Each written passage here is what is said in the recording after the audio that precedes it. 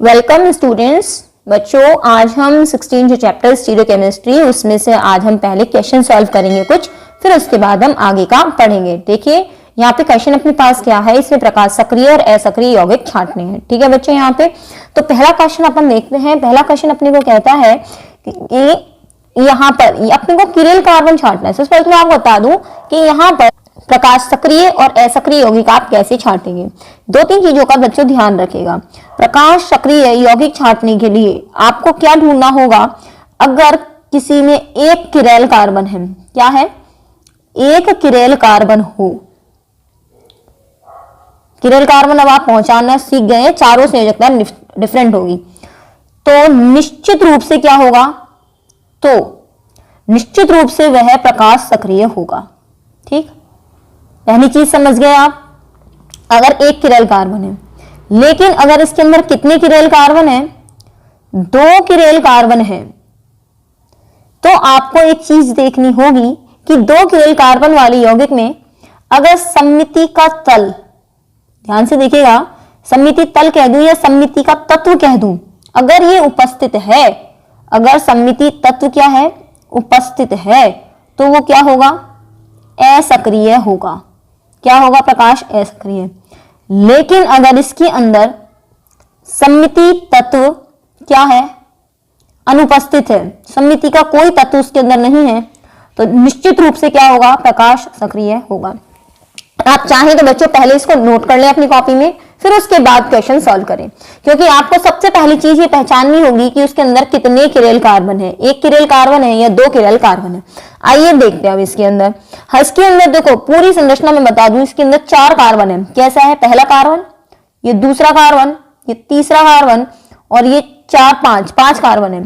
सबसे पहले CH3 को चेक करते हैं, क्या ये किरेल कार्बन है, तो निश्चित रूप से पहले ही दिख रहा है, एक कार्बन से 3 हाइड्रोजन तो जुड़े हुए हैं और फिर आगे है, तो इट मीन CH3 जो है वो किरेल कार्बन नहीं है।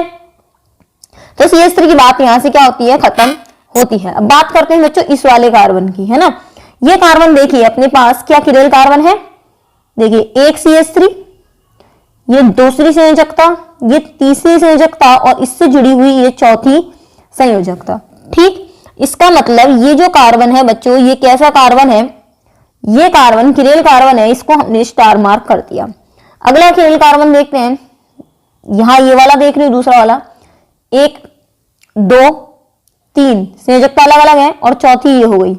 इसका मतलब चारों संयोजकताएं यहां भी क्या है, अलग हैं, तो इसका अर्थ ये हुआ कि ये किरेल भी क्या हुआ, किरेल कार्बन। आगे के C2H5 को या तो आप इस तरह से लिख दीजिए, या आप चाहें तो इसको CH2 CH3 भी लिख सकते हैं। तो कंडीशन ये हो गई, ना तो ये कार्बन किरेल होगा ना ये कार्बन किरेल होगा। इसका मतलब इसके अंदर 2 किरेल कार्बन है। अब शर्त देखिए क्या कहता है किरेल कार्बन, सममिति का तत्व देखिए, सममिति का तत्व है या नहीं।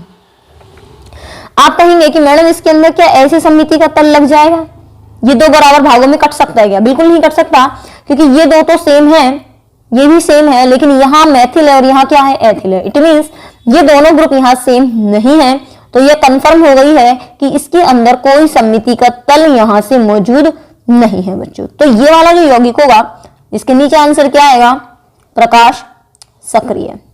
कंफर्म हो गया आपको आंसर। अगला देखिए, यहाँ पर एक ही कार्बन दिखाई दे रहा है बच्चों, ये जो जहां पर अपने पास कुछ नहीं होता, उसका मतलब वो जो अपने पास क्रॉस आ रहा है वो अपने पास क्या है, कार्बन है, किरेल कार्बन है। अब ये किरेल कार्बन यानी साफ दिख रहा है, 1 2 3 4, इसमें वो करके क्या दे देता है आपको, एब जो करके देता है वो आपको ये लगा के नहीं देगा, ठीक है ना। ये यहां से हमने ऐसा बना दिया। अब आपसे पूछता क्या किरेल कार्बन है इसके अंदर, तो फिर आपको यहां से हिडन देखना पड़ता। एक सेकंड, इसको हम सही कर दें, आपका यहां से ये यहां से इस तरह से ये जुड़ा हुआ है, ठीक है ना। तो कहने का अर्थ ये हुआ कि अब यहां से किरेल कार्बन देखें तो ये क्या है, अपना कार्बन है जिसकी 3 संयोजकताएं दिखाई दे रही हैं, 1 2 3, तो ऑटोमेटिकली अंडरस्टैंडेबल है, इसकी चौथी संयोजकता क्या है, H है, 3 ही संयोजकता दिख रही है और था चारों संयोजकता अलग अलग है। इट मींस ये कैसा हो गया, प्रकाश सक्रिय होगा। Clear students. आगे देखिए, CH3 3H समान है, किरेल कार्बन नहीं है। CH2 3H 2H समान है, नहीं है, ये भी नहीं है। इसको हम टेस्ट कर लेते हैं, क्या ये किरेल कार्बन है, नहीं, मैंने पहले ही लगा दिया यहाँ पे। तो देखिए बच्चों, यहां से एक ग्रुप क्या हुआ, एथिल, दूसरा मैथिल, तीसरा Cl और चौथा क्या हो गया H। इट मीन्स चारों जो संयोजकता है वो डिफरेंट है। ये भी क्या हो गया यहाँ पे प्रकाश सक्रिय होगा। क्लियर। आगे बात होती है इसकी।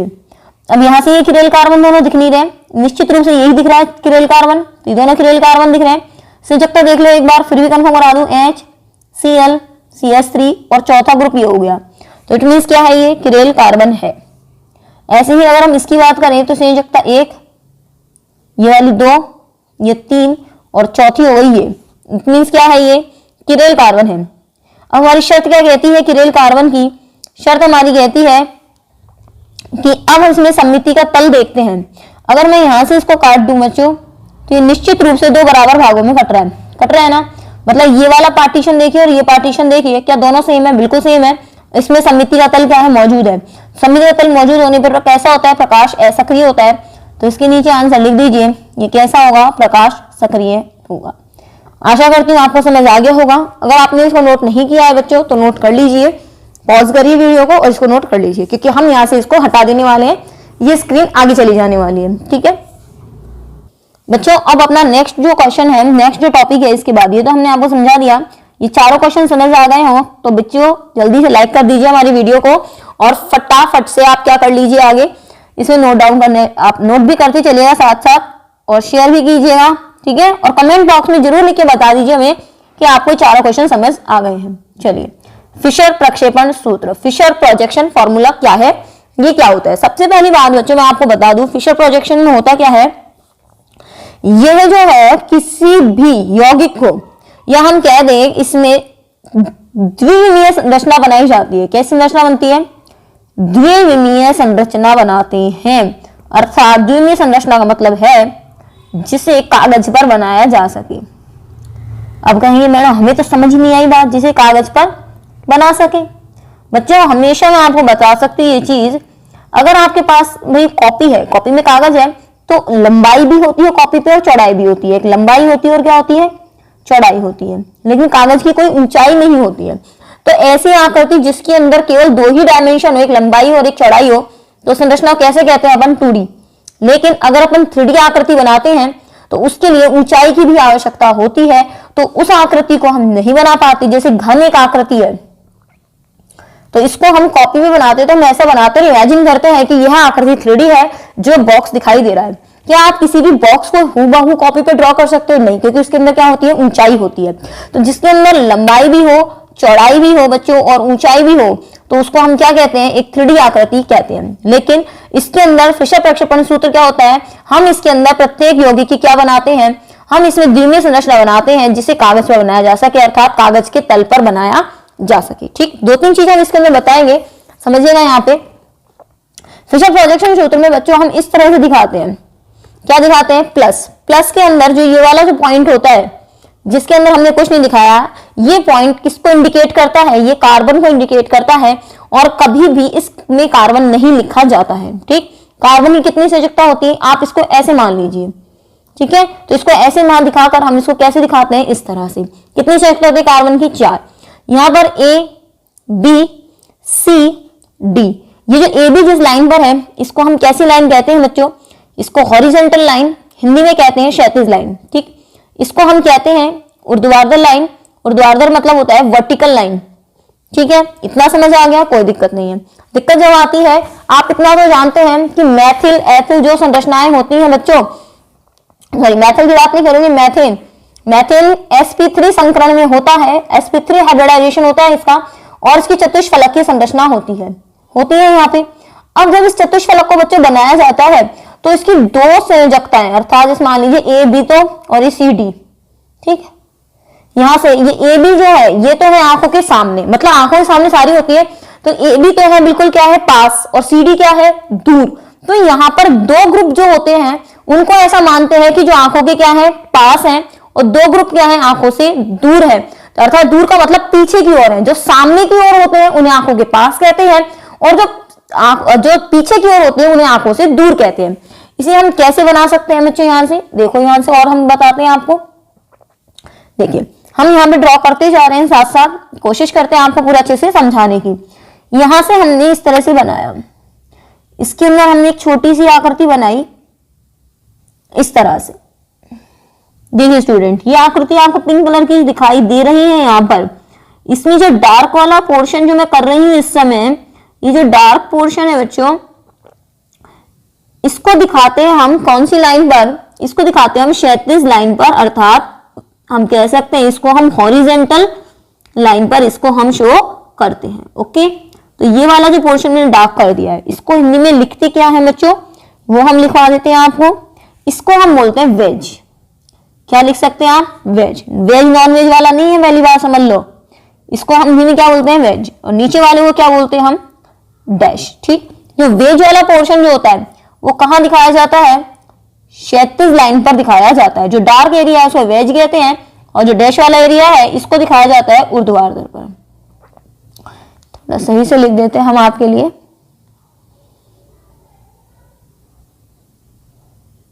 ठीक है, अब ये क्षैतिज वाला जो भाग है, ये वाला भाग रहता है बच्चों आंखों के पास। चलिए हम एक और डायग्राम आपके लिए बनाते हैं यहाँ पे। देखिए बच्चों ध्यान से, अब इसमें से जो ये वाला भाग है जिसको हमने ए बी कहा है, अब आपको समझ आ गया होगा इसकी बात हो रही है। और नीचे वाले को हमने क्या कहा? C D.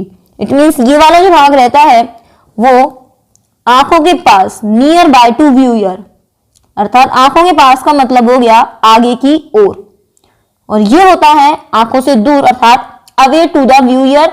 व्यूअर जैसे मैं इंग्लिश में भी लिख देती हूँ यहाँ पर, आंखों से दूर, नियर, ऐसा लिख सकते हो बच्चों यहाँ पे आप इसको, नियर टू व्यूअर। ठीक है, और इसको लिखना आप अवे टू व्यूअर। ठीक है, तो हमने आपको बता दिया, और ये वाला पोर्शन में बता दिया आपको, ये वाला भाग कहां पर होता है? ये क्षैतिज रेखा पर होता है, हॉरिजेंटल लाइन जिसको हम कह रहे हैं, और ये वाला भाग होता है ऊर्ध्वाधर।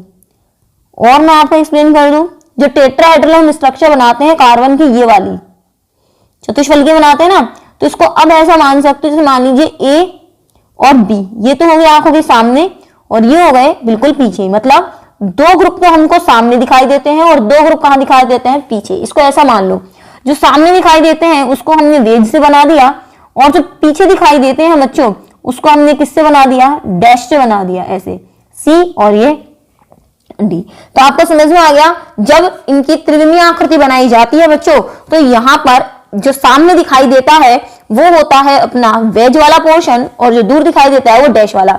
अब कहीं भी आप किसी भी जगह पढ़े, आज कल आगे की स्टडी में, कि ये इसका वेज और डैश का मतलब क्या है, तो त्रिविम में जो संरचना होती है, अब सारी संरचना में 3D में आकृति में सारी चीजें तो हमें आंखों के पास नहीं दिखाई देंगी, कुछ चीजें क्या दिखाई देंगी? दूर। तो जिस मॉलिक्यूल पर डैश लग रहा हो तो समझ लेना वो पीछे की तरफ है, और जिस मॉलिक्यूल में वो चीज आगे को और डैश में वेज में लिखी हुई मीन्स वो कहाँ है? आगे की और है। जैसे मैंने आपसे कह दिया, इस तरह मैंने स्ट्रक्चर बना दी, यहाँ पे मैंने इसको वेज यहीं दिखा दिया, डैश यहाँ दिखा दिया, और ऐसे बना दिया इसको, है ना। और मैंने यहाँ पे H दिखा दिया, Cl दिखा दिया, और यहाँ पे मैंने Br दिखा दिया, और यहाँ पे मान लीजिए कुछ भी CH3 दिखा दिया।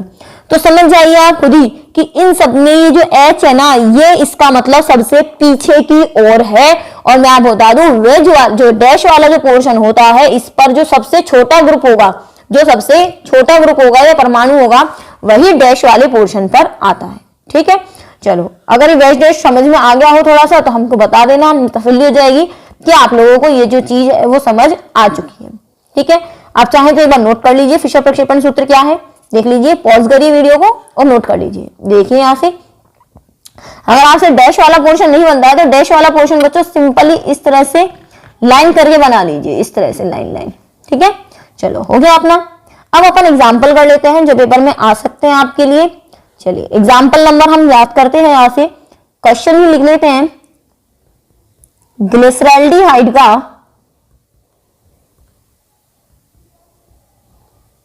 ग्लिसरैल्डिहाइड का फिशर प्रक्षेपण सूत्र बनाइए। फिशर प्रक्षेपण सूत्र बनाइए। सबसे पहले तो ग्लिसरैल्डिहाइड ही याद करना बड़ा महाभारत हो जाएगा आपके लिए। चलो भैया हम हैं, अब हम हैं तो हम बताएंगे आपको ग्लिसरैल्डिहाइड आखिर याद कैसे करना है। ग्लिसरॉल्डिहाइड अगर नहीं पता तो कोई बात नहीं, लेकिन ग्लिसरॉल तो पता है कि ये भी भूल गए अल्कोहल फिनॉल से। भैया अगर नहीं भूले हो और ग्लिसरॉल का सूत्र अगर आपको आता है तो समझ लीजिए आपकी 90 से 95% परेशानी हल हो गई है। कैसे? मैडम ग्लिसरॉल तो हमें अच्छे से याद है, अब बताओ कैसे परेशानी हल हुई। बच्चों ग्लिसरॉल ये होता है, आपको याद होगा, ये होता है ना। और ओल का मतलब क्या होता है? OH ग्रुप होता है इसके अंदर। ये हो गया।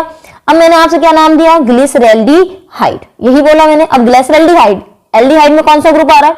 तो ग्लिसरॉल्डिहाइड का मतलब हो गया एल्डिहाइड। तो ये COH लगाया, ये COH लगाया और नीचे क्या लगा दिया? एल्डिहाइड। बिल्कुल यही है अपना ग्लिसरॉल्डिहाइड, जिसका हमें सूत्र बनाना है। हम H पूरे कर देते हैं। ऊपर कितने H आएंगे? 2, नीचे कितना आएगा? H। ठीक। अब इसके अंदर ढूंढिए किरेल कार्बन कौन सा है। किरेल कार्बन ढूंढना कोई महाभारत का काम नहीं है, एक एक कार्बन को चेक करते जाइए, किरेल ढूंढ लीजिए। इस कार्बन से कितने दिखे हुए संयोजकता में? एक तो यहाँ जुड़ा हुआ है H, एक H यहाँ और एक OH। ठीक है, इसमें 2 समान हो गए, इसका मतलब ऊपर वाला कार्बन किरेल नहीं है, छोड़ दीजिए। नीचे वाले को चेक करिए, CHO। CHO का मतलब होता है ये, इट मीन्स इसके अंदर एक, ये वाली 2 ऑक्सीजन वाली, फिर हाइड्रोजन वाली 3, तो इसका मतलब यहां पर चौथी संयोजकता मौजूद नहीं है, तो नीचे वाला भी नहीं हुआ। बीच वाले को चेक करिए, कार्बन को, पहली संयोजकता, दूसरी संयोजकता, तीसरी और चौथी, इट मीन्स बीच वाला कार्बन क्या है? किरेल है। तो अब आप इसको बना लीजिए, बीच वाला कार्बन को पकड़िए, पहली संयोजकता क्या है? OH है। ये देखिए, हम थोड़ा कलर चेंज कर लेते हैं, आपको आसानी हो जाएगी। यहाँ से पहला क्या है? OH है, दूसरा क्या है? H है, तीसरा क्या है? CH2, OH है, और चौथा क्या है? CHO। आया समझ में? हालांकि मैंने धीरे धीरे समझाया। ग्लिसरॉल्डिहाइड अगर समझ आया हो कि ग्लिसरॉल से कैसे बनाना है तो हमें जरूर बताइएगा। तो आशा करते हैं आपको ग्लिसरॉल्डिहाइड का जो सूत्र है वो बच्चों समझ आ गया होगा कि मैडम ने कैसे बनाया। पहले ग्लिसरॉल बनाइए, फिर नीचे का पोर्शन COH लिखा है उसे CHO कर दीजिए, CH2OH कर दीजिए, ये H कर दीजिए, CHO। इसमें से कार्बन ये किरेल है, तो जो किरेल कार्बन है उससे अकॉर्डिंग आपने ग्लिसरॉल्डिहाइड बना दी। ठीक, चलो हम आशा करते हैं आपको ग्लिसरॉल्डिहाइड समझ आ गया होगा। अगर डायरेक्ट आप ग्लिसरॉल्डिहाइड को याद करने बैठते तो बच्चों आप गलती कर बैठते, लेकिन मैं अब कंफर्म हूं आपको ग्लिसरॉल बनाना आता है तो आप ग्लिसरॉल्डिहाइड बहुत आसानी से बना पाएंगे। और बच्चों ग्लिसरॉल तो है ना, रट लो रट, एग्जाम में आने वाली सबसे इंपॉर्टेंट चीज में से है ग्लिसरॉल। ये अपना ट्राईओल है ना, और इसका नाम क्या है? 1 2 3, इसका मतलब है, इसका नाम है प्रोपेन 1 2 3 ट्राईओल। ठीक है ना, तो ये है प्रोपेन 1 2 3 ट्राईओल। अब बनाना है इसका फिशर। फिशर कैसे बनाना है? ये तो स्टार मार्क कर दिया। चलिए बच्चों फिशर बना लेते हैं फटाफट से। फिशर बनाने के लिए मैंने आपको एक चीज बताई थी। देखिए बच्चों, फिशर बनाने के लिए अपन ने क्या बताया था आपको कि एक सीधी लाइन खींचेगा, थोड़ा सीधा कर लेते हैं इस लाइन को अपन, इसी की लाइन खींच गई है ना, एक लाइन ऐसे खींच लीजिए, ये लाइन भी खींच गई अपनी सीधी। अब इसके बाद में बात करूं आपको कहाँ कहाँ क्या क्या चीज रखनी है, तो ये ऊपर CH2OH रख दिया, ठीक है, साइड में क्या रख दिया? OH, यहाँ क्या रख दिया? H, और ये रख दिया CHO। चाहो तो आप इस पर स्टार मार्क कर लो। और यही क्या है? फिशर प्रक्षेपण। ये क्या है बच्चों? इसका फिशर प्रक्षेपण। और ये जो साइड में मैंने यहाँ पे करी आपको चीज, ये समझाने के लिए गई थी। आपको चाहिए तो आप उतार सकते हैं, अदरवाइज इसको हटा सकते हैं, क्योंकि मैं हटाने वाली हूँ यहाँ से। तो आप चाहें तो आप उसको रफ में नोट करके देख के पढ़ लेना, रहने से नोट होने से रह गया और मिटल गया तो वीडियो को थोड़ा बैक जाके फिर देख लीजिएगा। ठीक है, थोड़ा सा इसको अब हम दूर कर देते हैं यहाँ से, थोड़ा अजीब लग रहा है यहाँ पे, तो ये लीजिए, इसको थोड़ा दूर कर दिया है यहाँ से और हमने बता दिया है ये फिशर प्रक्षेपण है और ये वाला कैसा है? नॉर्मल है। ठीक है बच्चों, चलिए अब एग्जाम्पल नेक्स्ट लेते हैं। अब हमारी हेल्प करिएगा, ठीक है, कमेंट के जरिए बताते रहिएगा हमें कि मैडम समझ आ रहा है, हमें बिल्कुल आ रहा है हमें। एग्जाम्पल नंबर 2 यहां से हम ले लेते हैं। एग्जाम्पल नंबर 2 क्या कहता है? यहां एग्जाम्पल है अपना 2-ब्यूटेनॉल। ठीक, मैं फिर से कह रही हूं बच्चों, एग्जाम में पढ़ने के लिए पढ़िएगा, हर चीज को केवल नंबर लाने के लिए मत पढ़िएगा। आप जब पढ़ लेंगे ना चीजों को तो नंबर लाना आपकी चुटकियों का खेल हो जाएगा। जब चीज समझ में आ जाएगी तो नंबर क्यों नहीं आएंगे भाई साहब? नंबर तो आएंगे ना, नंबर आके रहेंगे। ठीक है ना, तो 2-ब्यूटेनॉल की बात कर रहे हैं। सबसे पहली बात, कितना कार्बन है? 4, तो 1 2 3 4। ठीक, नंबरिंग कर दीजिए 1 2 3 4। आप चाहें तो नंबरिंग यहां से भी कर सकते थे, कोई दिक्कत वाली बात नहीं है। ब्यूटेन हो गया, 2 नंबर दे दिया, पीछे क्या डल रहा है? ऑल। ऑल मतलब 2 ऑल। ठीक है, यहां से एक सेकेंड यहां लगा दिया मैंने 2 ऑल, कोई दिक्कत नहीं है। अब इसके बाद यहां से H पूरे कर दीजिए, CH3 CH2 CH और ये CH3। ओके, अब यहां से जो कार्बन आपको दिख रहा है ये वाला, बाकी तो मैं नहीं कहूंगी, जिसके ऊपर भी H की संख्या एक से ज्यादा दिखे वो निश्चित रूप से किरेल नहीं है। देखिए 3H, 2H और ये 3H, ऐसा निश्चित रूप से किरेल नहीं है। लेकिन 2 नंबर पे केवल एक ही H है, तो यहां संयोजकता देख लीजिए, ये एक OH पहली संयोजकता, ये दूसरी, ये तीसरी एथिल और चौथी क्या है इसके अंदर, ये रही H। ठीक, तो इसका मतलब जो दूसरे नंबर का कार्बन है वो कैसा कार्बन है बच्चों, ये आपका किरेल कार्बन है। तो इसको आप कैसे लिख देंगे, यहां ये 2 नंबर आई और ये हो गया अपना किरेल कार्बन। ठीक, अब आप इसको क्या बनाएंगे, फिशर प्रक्षेपण। तो आप सबसे पहले क्या ड्रॉ करेंगे, यहां से यहां ड्रॉ करेंगे आप सीधी लाइन, जिसे मैंने आपको पहले बता रखी थी। ये सीधी लाइन ड्रॉ हो गई है आपकी।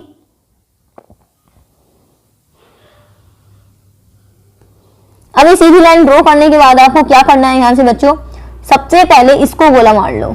आपको इससे क्या क्या संयोजकताएं जोड़नी है।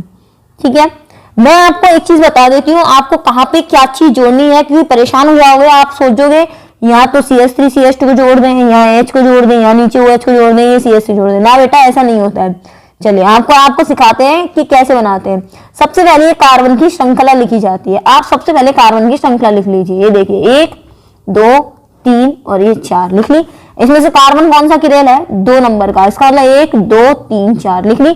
2 नंबर का किरेल है। 2 नंबर की संयोजकताएं देखिए क्या क्या जुड़ी हुई है, इससे एक H जुड़ा है और दूसरा OH जुड़ा हुआ है। तो ये H जोड़ा और OH जोड़ा, ऊपर क्या रह गया CH2 CH3, नीचे क्या रह गया CH3।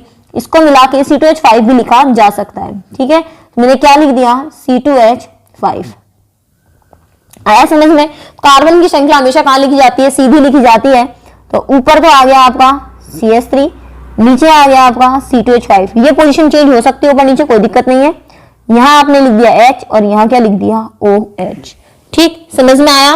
पहले आपको कहां पर कौन सी चीज लिखनी है, ये कहां लिखना है, इसको कहीं उठा के यहां लिख दो, ऐसा मत कर देना बच्चों। हमने आपको समझा दिया है कि पहले इस कार्बन की श्रृंखला को सीधा लिख लो और फिर ये जो 2 नंबर आपको दिख रहा है किरेल वाला, इस किरेल वाले को क्या कर देना है, आपको उस पे संयोजकता लगा देनी है। कहने का अर्थ है कि H OH जो विषम परमाणु होते हैं कार्बन के अलावा, वो लेफ्ट और राइट साइड ही आते हैं, ऊपर और नीचे नहीं आती है।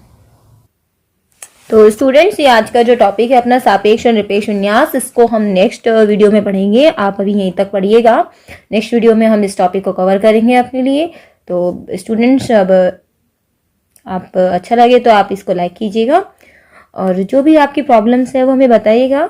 ओके स्टूडेंट्स, ठीक है, धन्यवाद, बाय।